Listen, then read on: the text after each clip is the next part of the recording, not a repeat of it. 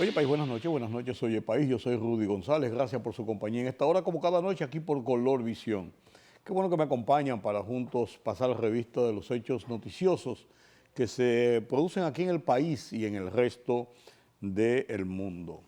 La atención se concentra en la reunión que nueva vez tiene ya de forma individual el presidente Luis Abinader con los expresidentes de la República.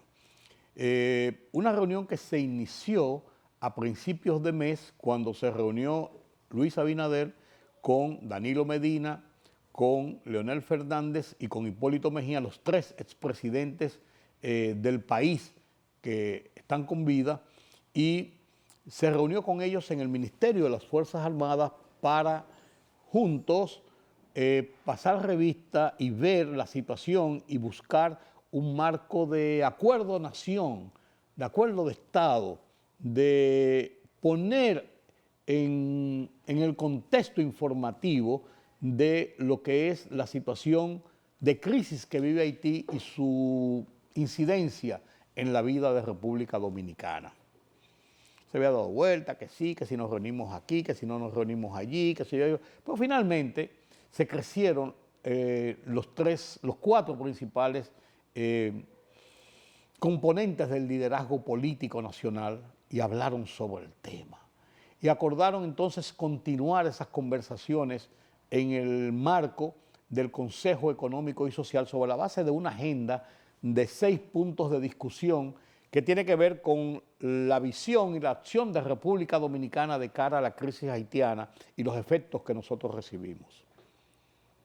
Y qué bueno que es así, porque ese tema central, está asignando en cierto modo la vida de República Dominicana. El tema es complejo y el tema se llevó a la reunión de la Organización de Estados Americanos de la OEA, la Asamblea General de Cancilleres, que se realiza en Antigua, aquí en el Caribe, y se llevó sobre la base el tema haitiano de una nueva carta similar a la presentada por República Dominicana, por el Estado Dominicano, bajo la firma del presidente Luis Abinader, la firma de Danilo Medina, la firma de Leonel Fernández, la firma de Hipólito Mejía, dirigida al Consejo de Seguridad de Naciones Unidas, explicándole el marco de la situación y dándole un apoyo del Estado Dominicano a los planteamientos que hiciera el secretario general de Naciones Unidas, Antonio Guterres, para retomar todo lo que es la creación de una entidad de Naciones Unidas que intervenga la situación de Haití, en busca de lograr vías de solución a los conflictos internos y de tratar de encauzar ese país por vías institucionales. No tiene un gobierno estable, no tiene elecciones, no tiene un parlamento que funciona como debe ser, no hay ministerios directamente que sirvan de interlocutores hacia la sociedad haitiana y hacia el mundo. O sea, un país mangas por hombro, como diríamos. Esto caló en Naciones Unidas y ya el lunes de la semana próxima se va a registrar en el Consejo de Seguridad una sesión especial que ha estado el Consejo de Seguridad hablando sobre el tema haitiano y ha hecho varias reuniones, pero esta es una sesión sobre la base de ese planteamiento de República Dominicana en la carta firmada por el presidente Luis Abinader y los tres expresidentes, y el apoyo que da al plan de Naciones Unidas que está siendo retomado o representado de nuevo por el secretario general Antonio Guterres. Ya en Antigua, el tema Haití es un tema relevante, porque se trata de la situación del Caribe. ¿Y qué ha hecho la OEA? No ha hecho mucho la OEA en favor de, en su área de influencia geopolítica, haber actuado de manera directa, más institucional, más agresiva para tratar de ayudar a solucionar, a bajar las tensiones, a disminuir la violencia, a provocar que ese país no se muera de hambre y que no se desangre en los enfrentamientos entre las bandas criminales que tienen el control de casi todo el país. Aquí en República Dominicana, entonces, el presidente Abinader retoma la reunión marco, primera y segunda con los expresidentes, y entonces ahora lo está visitando individualmente a Danilo Medina esta semana. Se anuncia para la semana próxima que se va a reunir con el presidente Leonel Fernández y posteriormente lo hará con el presidente Hipólito Mejía. Danilo lo visita en la casa presidencial del PLD, ahí en la zona universitaria, Leonel Fernández en su hábitat Funglode. Y Hipólito Mejía se ha hablado de que va a ser en su residencia, que lo va a visitar para hablar de estos temas, de este tema Haití. Pero todo esto viene a propósito y por eso quiero hacer hincapié en este tema haitiano y la trascendencia, porque en los últimos días se han producido algunas señales de qué podía pasar en Haití en los próximos días. En las próximas horas no sabemos. El presidente Donald Trump, a través del Departamento de Estado, lo dijo en un tuit y después el Departamento de Estado lo hizo oficial, ha pedido a todos los ciudadanos norteamericanos, primero, no viajen a Haití. No viajen a Haití. Segundo, todos los ciudadanos norteamericanos que están en Haití salgan de Haití lo más pronto posible, usando las vías que les sean posibles. Hay 3 vías que son posibles para salir de Haití. En avión, puede ser un avión privado porque no hay vuelos comerciales ahora con Estados Unidos, está todo suspendido. Sí, yo creo que está volando una de las aerolíneas. O en barco, hay cruceros que van a la parte norte de Haití, a los puertos de la parte norte, o por tierra a través de la frontera con República Dominicana.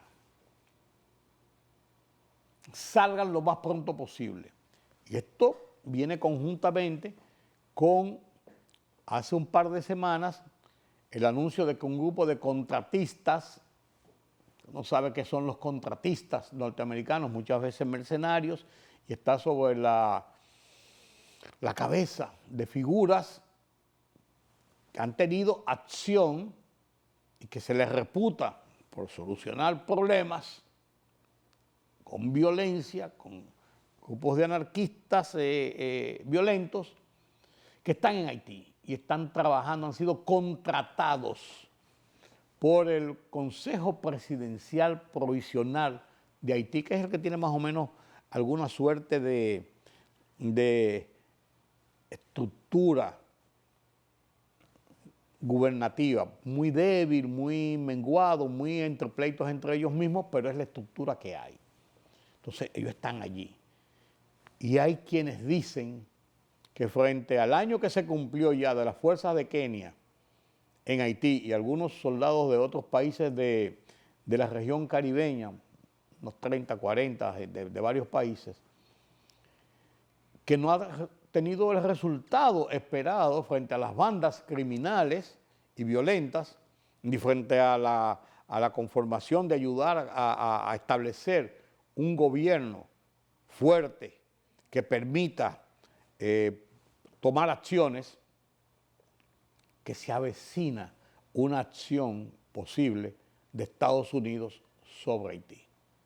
Porque es que no se compadece cómo uno piensa, cómo uno puede razonar, cómo uno puede explicar y explicarse que en el área de influencia de Estados Unidos hay un país explosivo de esa naturaleza con un problema socioeconómico político de gran magnitud y una violencia extrema, hambruna, problemas de salubridad, educación ni se diga, país en caos y que se ha tolerado con la indiferencia de los Estados Unidos, como que eso no se compadece, como que una vez ya bajadas las tensiones en los conflictos de Medio Oriente de cara a Estados Unidos y buscando la manera de llegar a algún tipo de acuerdos, de principios de solución. En el caso de Rusia y Ucrania, los Estados Unidos tienen que mirar hacia lo que pasa en Haití. Entonces puede ser que se avecine una acción directa y fuerte, representativa, en que Estados Unidos juegue el papel preponderante. ¿Puede ser este el motivo de la reunión individual del presidente Luis Abinader con los expresidentes para explicarle? Porque el gobierno de República Dominicana, el Estado Dominicano, sería advertido de cualquier situación de esa naturaleza, como es lógico. Somos los que más tenemos que perder después de Haití de lo que pasa en esta isla. Entonces, si eso es así, ahí tienen una respuesta de esas visitas. Una idea, es una idea. En el interín, el gobierno de República Dominicana ha contratado una compañía norteamericana para servir de lobby en los organismos internacionales para varios casos de República Dominicana frente a Estados Unidos. Y uno de ellos es el tema haitiano, no cabe dudas, no cabe dudas. Ya veremos los días por venir. Una situación compleja y confusa, que no quepa dudas.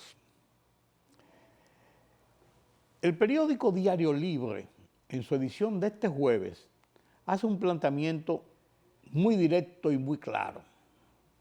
Y yo me solidarizo con los términos generales de este planteamiento. ¿Para qué sirve a República Dominicana ser miembro, ser parte del Parlacén? El Parlamento Latinoamericano, el Centroamericano y Parlamento Centroamericano, el Parlacén. Un organismo legislativo para actuar, tomar resoluciones y decisiones y analizar puntos comunes de los países de Centroamérica y en este caso de República Dominicana. Nosotros tenemos 20 diputados al Parlamento centroamericano y eso nos costó hasta ahora 662 millones de pesos en salarios, viáticos, en mantener esa burocracia. Cada legislador del Parlamento Centroamericano gana un salario de $1,370 bruto, pero a eso hay que agregarle los viáticos y otros pagos de sus operaciones y sus acciones. Para el 2025 están consignados 192.4 millones de pesos en estos gastos de República Dominicana en el Parlamento Centroamericano. Lo peor de eso es que no ha salido una sola resolución, una sola ley, una sola legislación, nada en favor de República Dominicana en el tiempo que República Dominicana tiene relacionado con el Parlamento Centroamericano, ni para ninguno de los países. Eso es más bien es un centro de reuniones, por así decirlo. Hay quienes lo defienden, claro, los partidos políticos lo defienden por una razón. Es una cuota que los partidos políticos, por ejemplo en el caso de República Dominicana, tienen para darle posiciones a dirigentes políticos, a los acuerdos con partidos pequeños, con gente que no lograron pasar en los procesos electorales, una cuota de poder que le dan. Vamos a tomar una posición en el Parlacén. Y ya tú tienes el sentido de inmunidad que te da ser parlamentario, tienen los beneficios de exoneraciones de vehículos, tiene una serie de privilegios por ser diputado del Parlamento Centroamericano. Pero qué beneficios deje, no se sabe hasta este momento. Los partidos, vuelvo y digo, son una cuota que se asumen los partidos y eso va directico y lo nombran directamente. Eso no tienen que hacer una votación por ellos ni nada, fulano, fulano y fulano, y cuando se aplica el método de Humps, se aplican y se escogen los miembros del Parlacén. Además, los expresidentes de la República son miembros de hecho y de derecho del Parlacén, de los países miembros. Son miembros del Parlacén, son diputados del Parlacén. Vaya usted a ver, vaya usted a ver. Así andamos con estos temas. Es bueno prestarle atención a este planteamiento que hace el Diario Libre y darle seguimiento a esto del Parlamento Centroamericano. Permítame la pausa. Las autoridades dominicanas detendrán a los miembros de las bandas armadas que intenten cruzar la frontera y los someterán a la justicia por pertenecer a grupos terroristas. Así lo indicó el presidente Luis Abinader durante una entrevista con la cadena de televisión Fox, en la que advirtió que los pandilleros haitianos serían apresados tan pronto como lleguen al lado dominicano. Abinader explicó además que República Dominicana cuenta con la colaboración de inteligencia y el intercambio de información por parte de Estados Unidos para enfrentar a los miembros de bandas armadas que operan en Haití y que intenten refugiarse en territorio dominicano.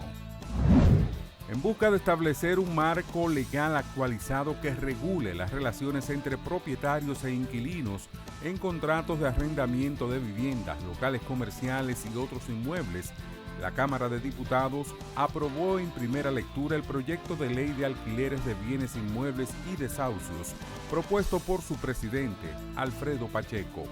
La pieza legislativa define derechos y deberes, regula precios, duración de contratos, depósitos, subarriendos y procedimientos de desalojos, además de que asigna competencias a los juzgados de paz, contempla conciliación obligatoria, ejecución de sentencias y sanciones derogando normas obsoletas del régimen actual. El sector de viajes y turismo sigue consolidándose como uno de los principales pilares de la economía dominicana y regional. Tuvo un desempeño récord en 2024 y se proyecta un crecimiento sostenido para los próximos años, según el más reciente informe del Consejo Mundial de Viajes y Turismo, WTTC por sus siglas en inglés, elaborado junto a Oxford Economics. Durante el año 2024, el turismo en República Dominicana aportó $20.500 millones al Producto Interno Bruto Nacional, lo que representó el 16,1% de la economía del país. Este desempeño reafirmó el papel clave del sector en el desarrollo económico y social dominicano.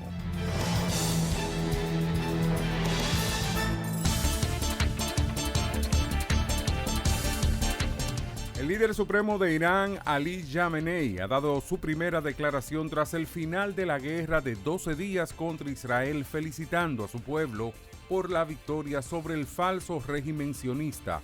A pesar de todo su ruido y sus reclamos, el régimen sionista, bajo los golpes de la República Islámica, ha quedado prácticamente derrotado y aplastado, escribió el ayatolá este jueves en la red social X.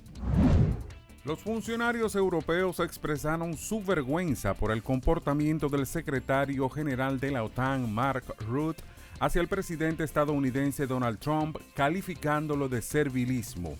La gente está muy avergonzada, sí. La cumbre fue un éxito en general, pero el servilismo fue bastante exagerado, aseveró un funcionario europeo, que habló bajo condición de anonimato, revelando el tono de sus conversaciones con colegas. La presidenta de México, Claudia Sheinbaum, reaccionó a una nueva crisis abierta con Estados Unidos, luego de que la administración de Donald Trump impusiera sanciones contra 3 entidades mexicanas y la fiscal de ese país incluyera a la nación latinoamericana en una lista de adversarios. México no se subordina a nadie. Somos un país libre, independiente y soberano. Nos coordinamos, colaboramos, pero no nos subordinamos. México es un país y la relación con Estados Unidos es de iguales. No somos piñatas de nadie. A México se les respeta, aseveró en su acostumbrada conferencia con la prensa. La libertad solo reside en los estados en los que el pueblo tiene el poder absoluto. Por el respeto a los valores democráticos y la dignidad del pueblo dominicano, El Rumbo de la Tarde, plural, objetivo, comprometido siempre con la verdad. Con Georgie Rodríguez, Rudy González y Ramón Colombo. Los poderosos ya están en el aire. Atención República Dominicana. Llega a la Sala Máximo Vilés Blonda de Bellas Artes la nueva promesa del violín dominicano, Jade, Alma y Cuerdas, con un recital especial Profundo Fundación Juvenil, Educación, Arte y Cultura. Única función, lunes 7 de julio a las 7 de la noche. Reserva tus entradas en tix.do o llamándonos al 809-532-7604 y vía WhatsApp 829-256-6370. Organizado Prensa y Estudio 360 RD. Jade, Alma y Cuerdas, la nueva promesa del violín.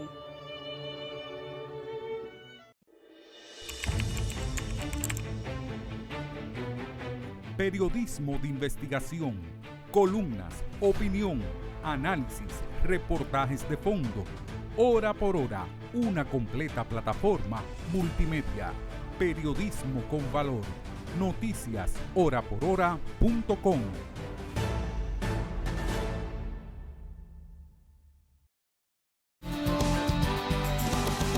El gobierno pone el lunes en vigencia el plan de Intran, tratando de solucionar el problema del transporte, del caos vehicular. A lo largo de esta semana ha estado haciendo ensayos, ha estado entrenando, por así decirlo, a policías de tránsito. Dijeron que incorporaron 700 nuevos agentes para manejarse aquí inicialmente en el polígono central y tratar de ver qué mecanismos se usan para agilizar el tránsito, descongestionar un poco, aliviarnos de los tapones. Hay mucho escepticismo sobre este plan, que los giros a la derecha tratan de justificarlo las autoridades diciendo que esto va a hacer más expedito, que el tráfico fluya más.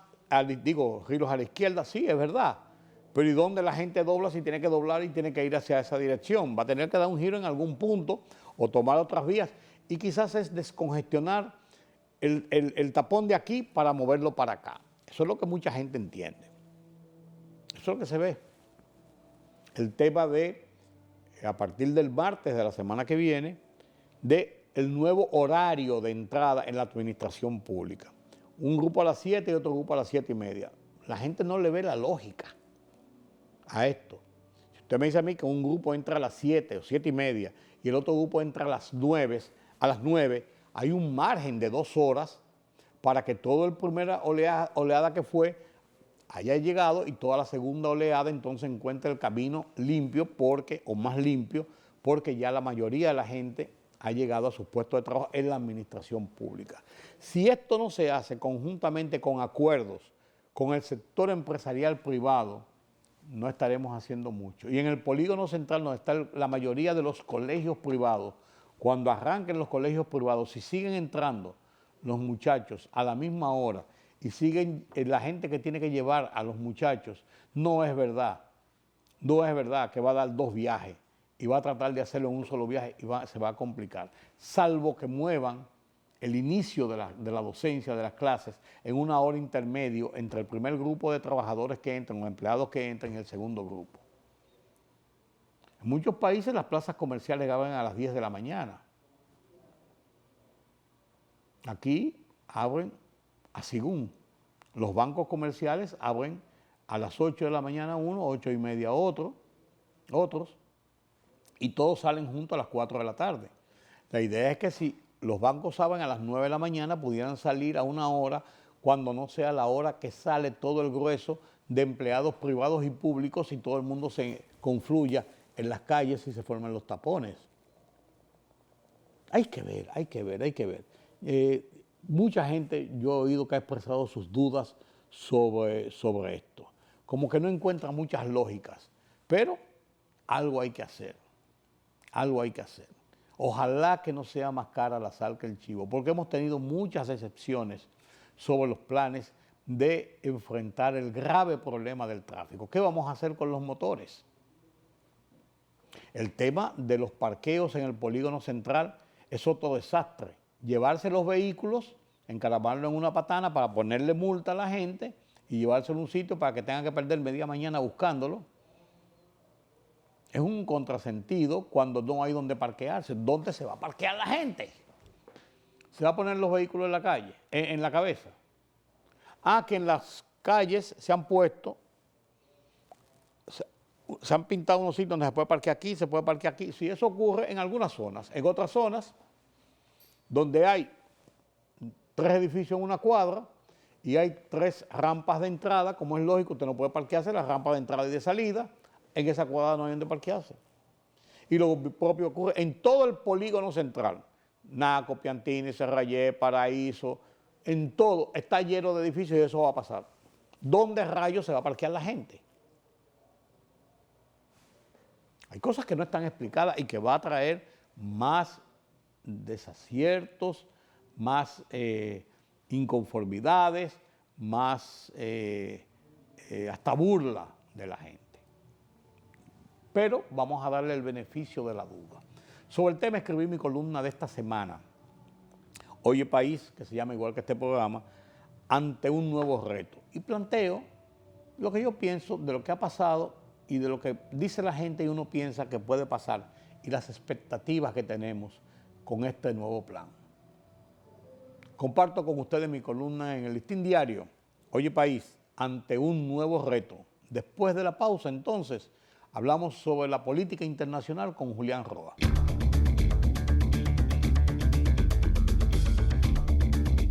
Nadie está obligado a lo imposible. Una máxima sustentada en la lógica y en la ley. Pero siempre habrá algo que hacer. Por algún punto debemos comenzar. Cada cual tiene su librito y cada uno tiene sus soluciones. La autoridad no debe fallarnos de nuevo. Porque esta crisis, este caos, no aguanta más. Seguir de brazos cruzados, buscando culpables en los demás, es ser tan o más irresponsable que a los que atribuimos el punto a donde hemos llegado.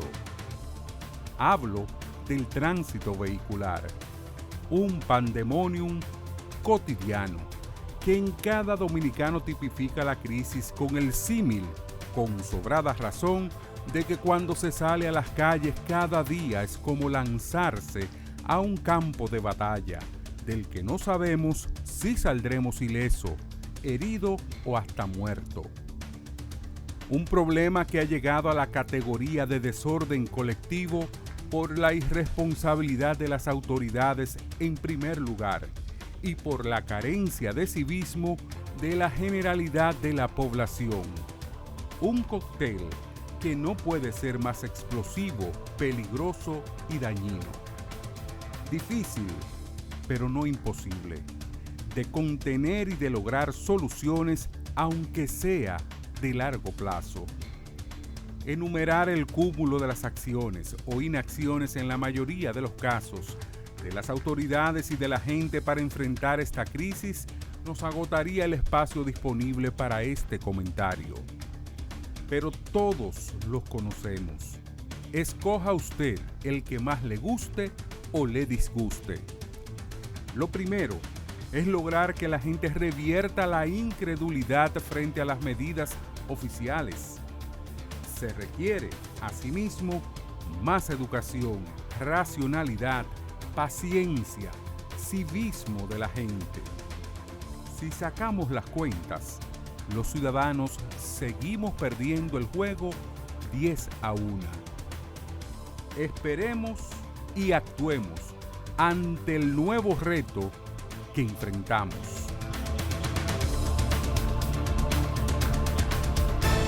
La libertad solo reside en los estados en los que el pueblo tiene el poder absoluto. Por el respeto a los valores democráticos y la dignidad del pueblo dominicano, el rumbo de la tarde, plural, objetivo, comprometido siempre con la verdad. Con Georgie Rodríguez, Rudy González y Ramón Colombo.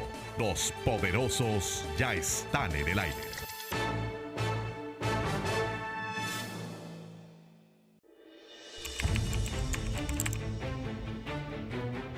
Periodismo de investigación, columnas, opinión, análisis, reportajes de fondo. Hora por hora, una completa plataforma multimedia. Periodismo con valor. Noticias horaporhora.com.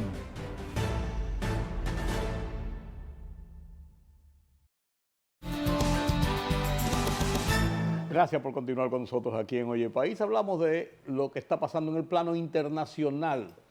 Muchas noticias internacionales en estos días.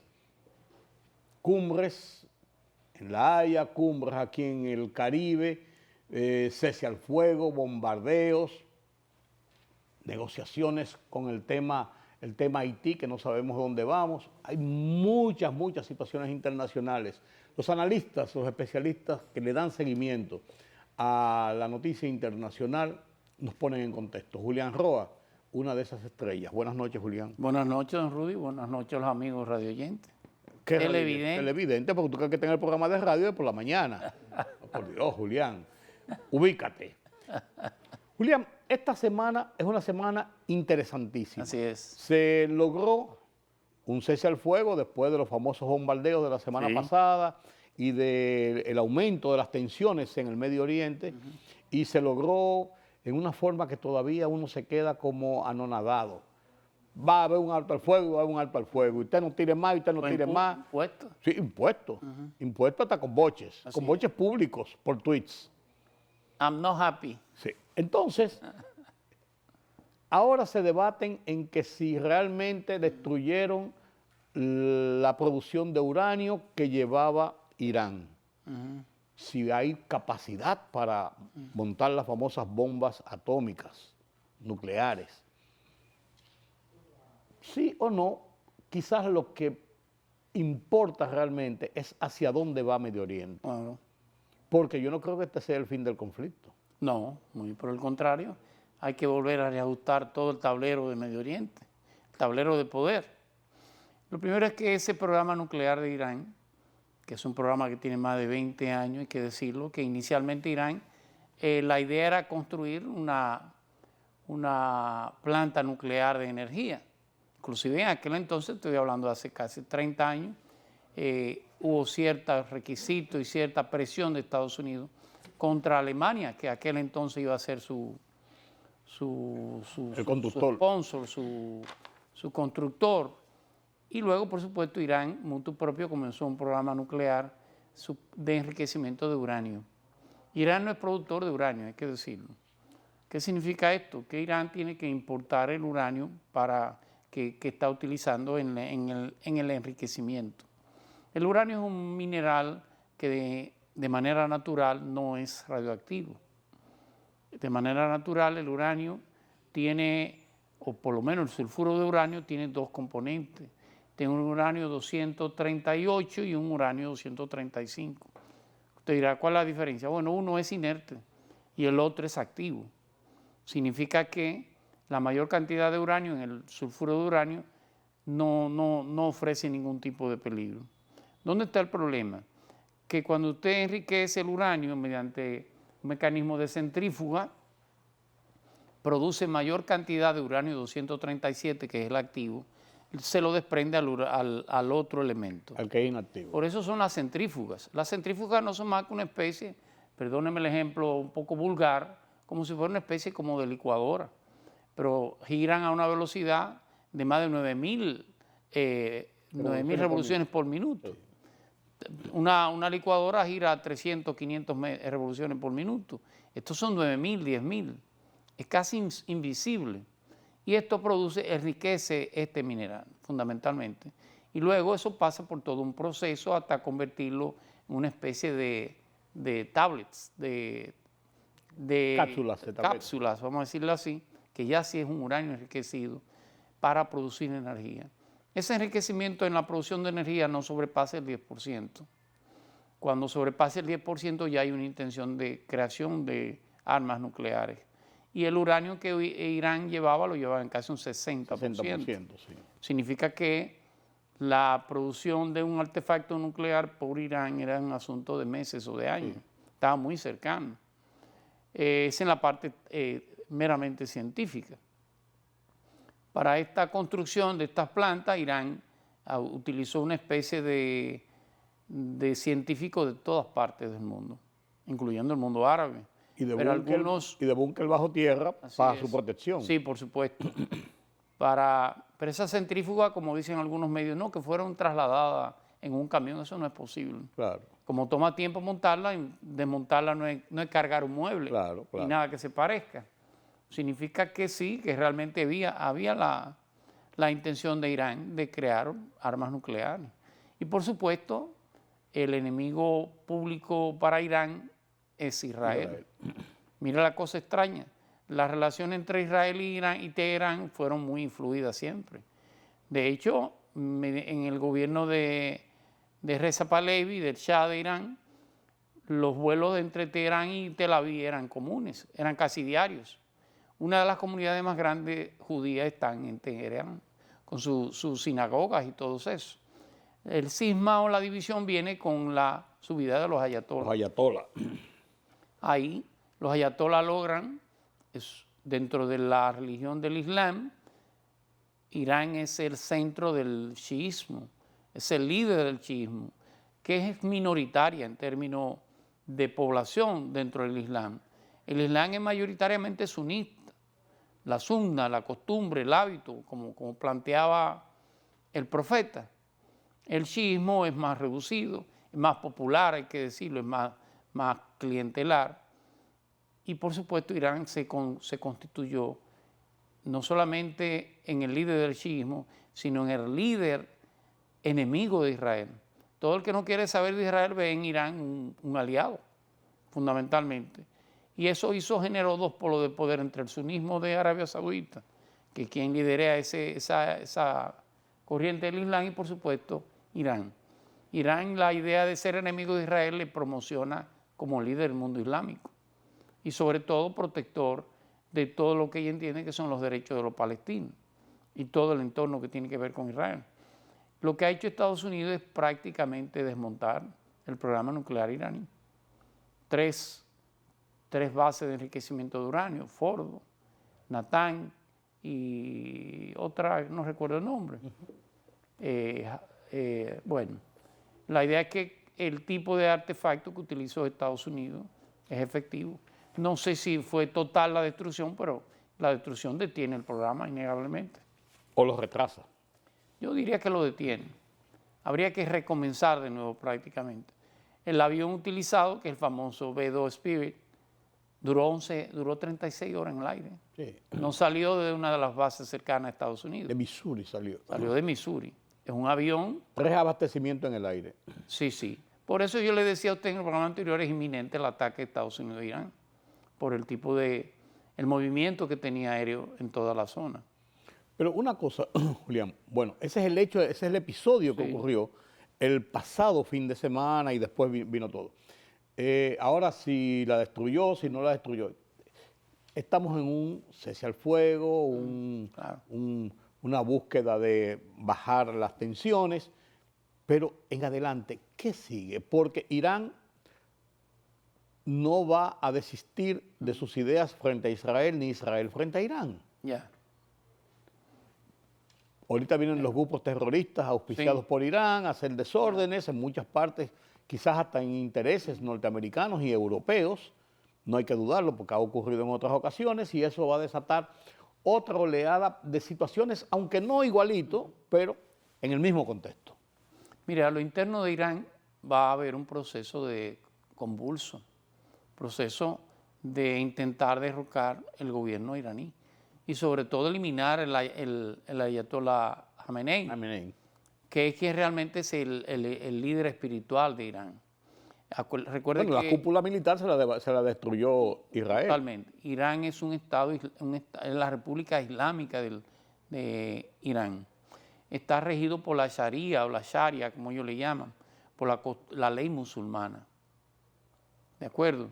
Entonces cambiar eso es un poco difícil, pero Occidente va a intentar por todos los medios que la oposición en Irán, que es una oposición débil, sobre todo en el exilio, pueda ejercer presión y ver en qué medida o cambia el gobierno o disminuye El poder que tiene. el poder que tiene el gobierno actual, o por lo menos hace que los grupos más moderados o puedan ocupar el poder en Irán. Por el otro lado está, por supuesto, el mundo contrario a Irán, dentro del Islam, del mundo musulmán. Esto va a empoderar más a Arabia Saudita con relación a Qatar. Qatar es un estado pequeño. Sin embargo, Qatar es el aliado de Irán en la península arábica. Eso va a hacer que Qatar reduzca su nivel de influencia, por supuesto, y va a tratar todo el mundo de sacar un pedazo de Irán. China, te dirá, ¿qué tiene que ver China en esto? Bueno, China es el gran comprador de petróleo iraní. Recuerda que hay un bloqueo internacional por el tema en Irán, ¿verdad? De la industria del enriquecimiento de uranio. Hay todo, además de los ataques. China va a tener mayor influencia sobre Irán y sobre la reconstrucción de Irán. Y por supuesto, una oleada que usted la verá no en este año, pero en los próximos 10 años, es una oleada de los ataques terroristas en todo el mundo. No solamente en Estados Unidos, sino en todo el mundo. Los famosos shahir, como ellos le llaman, o los mártires. El martirologio en el mundo islámico va a ser mayor. ¿Y Netanyahu cómo queda en esta situación si bajan esas tensiones, que eso es lo que lo ha sostenido en la parte política interna en Israel? Bueno, Israel, el gran ganador victorioso de estos sucesos es Benjamín Netanyahu, innegablemente. Claro. Que tiene un proceso judicial ya oficial. Que ya Trump no es una investigación. No, y Trump pidió que se eliminara eso y si no que se le diera un indulto como un gran héroe. Ya tiene un proceso oficial abierto por corrupción. Esto fortalece el Likud, el Partido Conservador Judío, y por supuesto fortalece a los grupos ortodoxos judíos y debilita la democracia, la socialdemocracia en Israel. Si no es Netanyahu, será alguien que salga del Likud o que salga de los grupos conservadores, fundamentalmente. Ellos han sido los ganadores de este proceso, aún con las heridas y las lecciones que ha sufrido Israel. Israel tiene más de 200 muertos de este proceso. Sí. Claro que para todo el mundo judío la idea de que Irán pudiera tener un arma nuclear es una idea que no era bien visto por parte de ningún ciudadano israelí. Que había que eliminarlo primero y después averiguamos otras cosas. Exactamente, así. Porque Irán, ellos se han unido en un propósito común, que es enfrentar a sus enemigos. El gran ganador pudo haber sido Irak, pero Irak está en una situación muy deteriorada. Claro.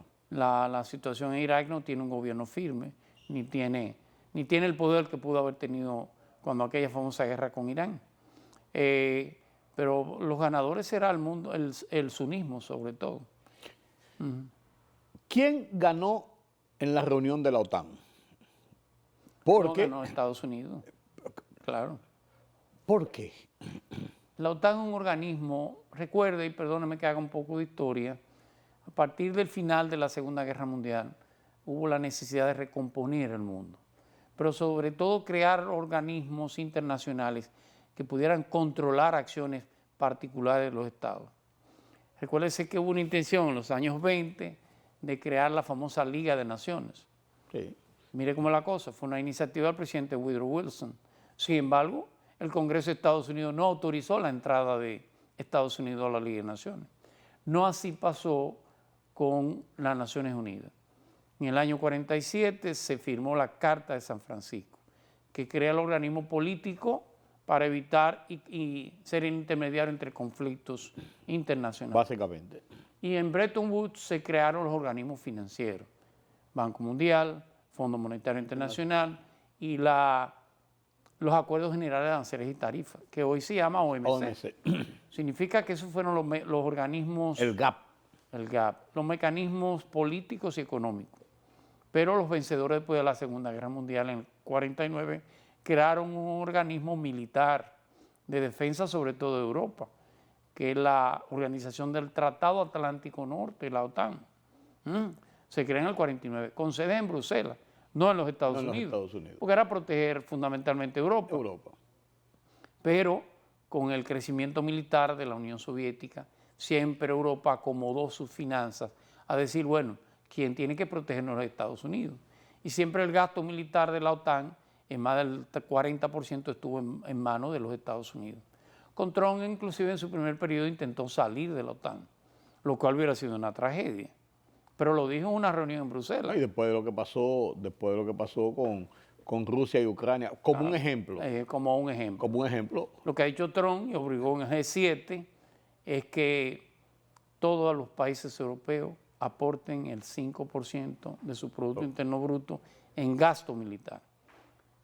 ¿Dónde están las empresas productoras de armas militares del mundo? En Estados Unidos. En los Estados Unidos. La economía norteamericana es la gran productora de aviones.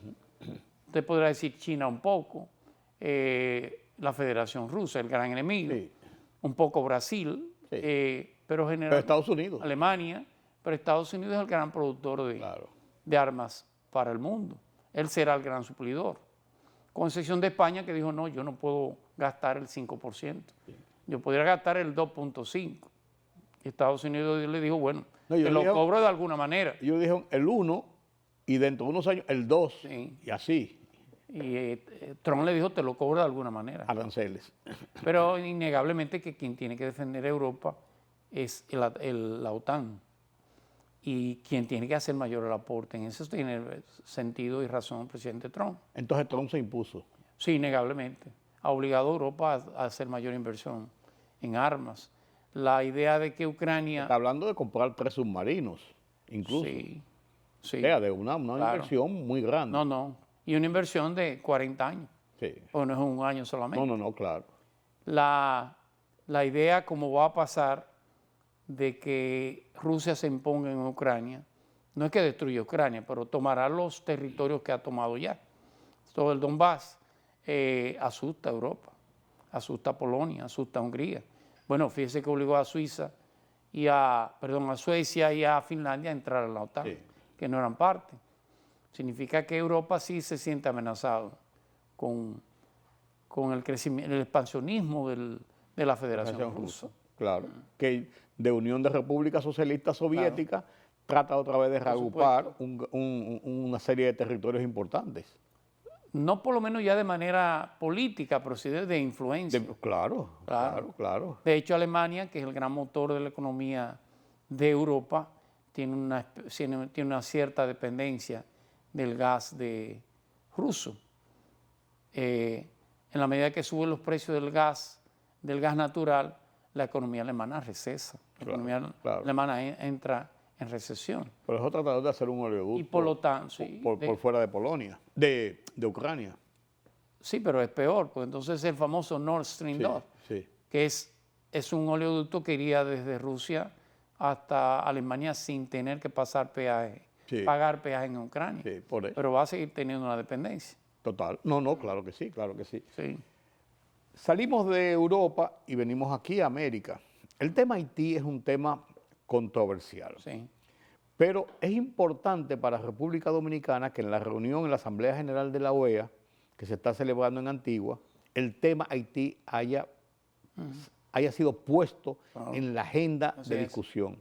Y como punto de apoyo, una nueva carta del gobierno dominicano, del Estado dominicano, encabezada con la firma del presidente de la República y de los 3 expresidentes vigentes, vivos en República Dominicana, lo que le da una fortaleza de Estado a una posición dominicana, similar a la carta que mandaron al Consejo de Seguridad de Naciones Unidas, que ya se anunció que tuvo un efecto y que el lunes de la semana próxima se va a poner en agenda una discusión sobre el tema Haití a propósito de esa comunicación.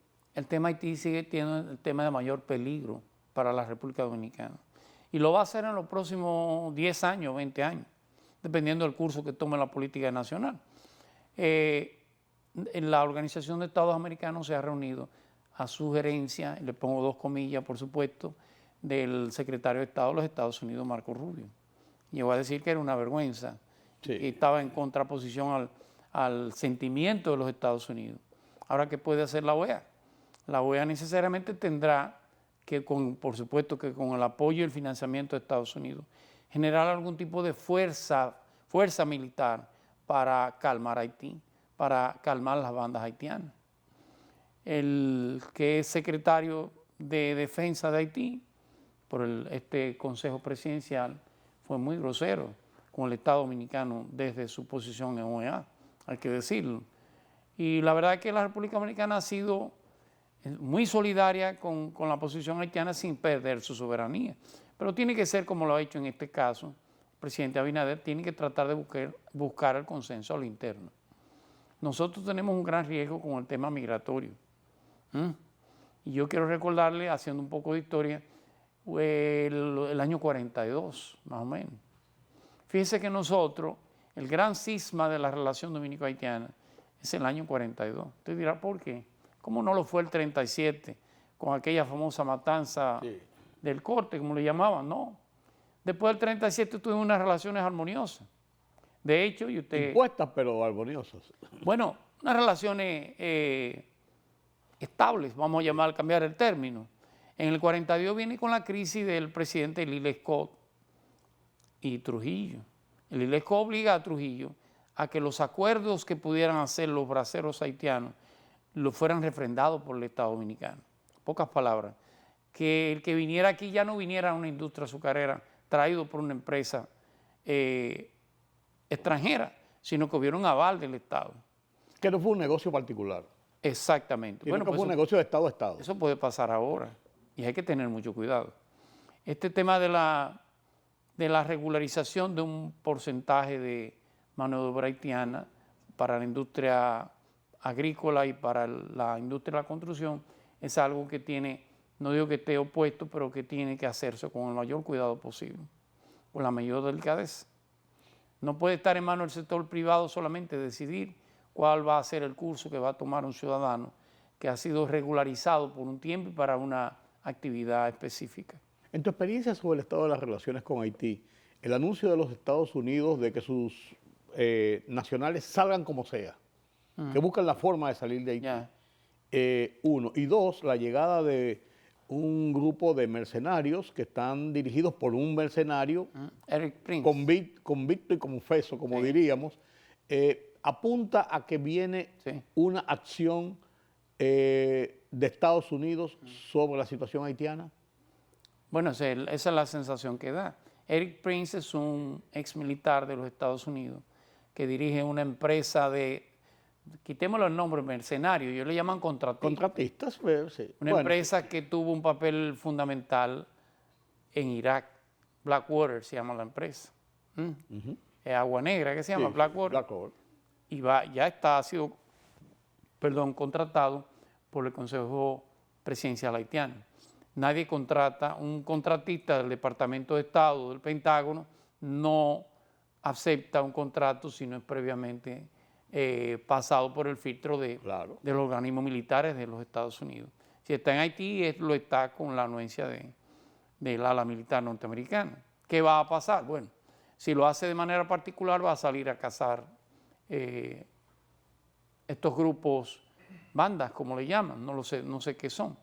Pero ese no es el problema en Haití. El problema en Haití tiene que haber una intervención. Haití ya no se gobierna solo, lo diga quien lo diga.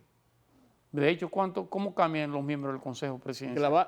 Cambian cada 6 meses, cada año. Sí. Las bandas es una lista del problema. No es una lista, es solo una lista del problema. Hay otros problemas que necesariamente tendrá que acudir la comunidad internacional. Haití en los años 60, en los años 70, su problema era darle comida. Porque tenía una industria incipiente, una industria pequeña, la mayoría nació, igual que nació la dominicana, de mano del dictador. Todas las fábricas que existían en Haití eran de los Duvalier, todas las fábricas que existían en República Dominicana eran de los Trujillo. Sí. Igual que allá, igual que aquí, que el Estado Dominicano heredó las empresas de la familia Trujillo, en Haití el Estado heredó los de la familia de los Duvalier, pero se acabaron. Entonces en Haití no hay mano de obra. Perdón, no hay en qué trabajar. Eso te iba a decir, ¿en qué emplear mano de obra? Usted no resuelve un problema de una nación dando donaciones solamente. Tienen que crear una madeja, una infraestructura productiva, una infraestructura en todo el sentido. Haití, quiera o no, si la Organización de Estados Americanos quiere encontrar un camino para Haití, tiene que generar una especie de fideicomiso.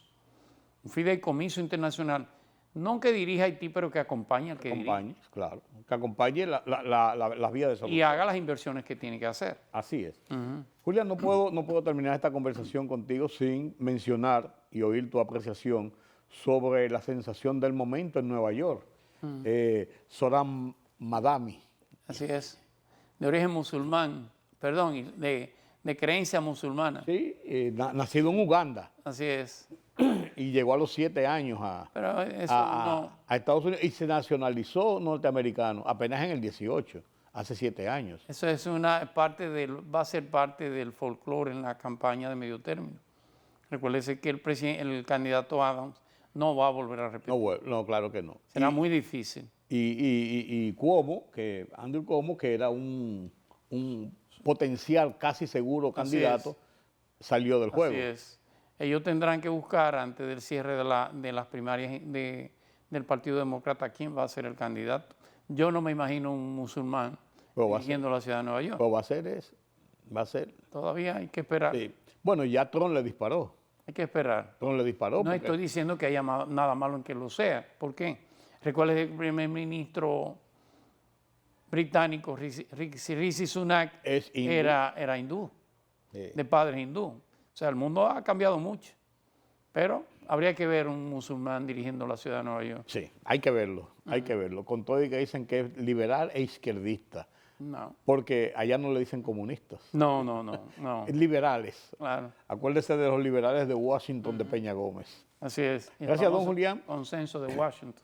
Gracias por sus informaciones y sus análisis sobre la situación internacional. Sí. Tenemos la semana que viene nueva cita y ojalá que de aquí a allá las cosas sigan horizontales. Seguro. Ojalá. Que haya paz. Sobre todo. Sobre todo. Gracias a ustedes por acompañarme en este conversatorio con Julián Roa. Hablamos de la política internacional y lo que ello significa para la República Dominicana. Yo soy Rudy González. Gracias por su compañía esta noche. Mañana nos vemos nueva vez aquí en Color Visión.